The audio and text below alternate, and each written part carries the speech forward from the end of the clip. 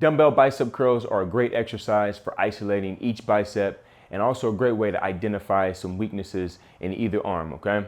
As you perform your dumbbell bicep curl, it is very important that you focus on two things.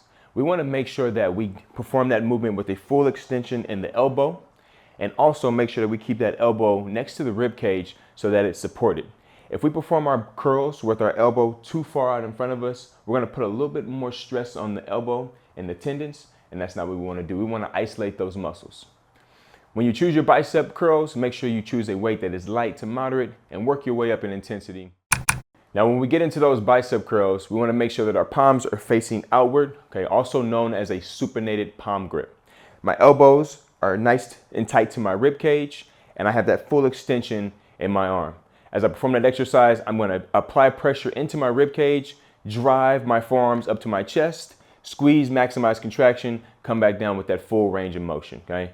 Once again, as you perform this exercise, make sure that you have a controlled range of movement, about 2 to 3 seconds up, 2 to 3 seconds down. As you perform your bicep curls, if you have to rock or sway to get the weight up, that means that that weight is probably a little too challenging for you and you should lighten it up. Last and final cue for that dumbbell bicep curl is we're making sure we're keeping the elbows pasted to the rib cage.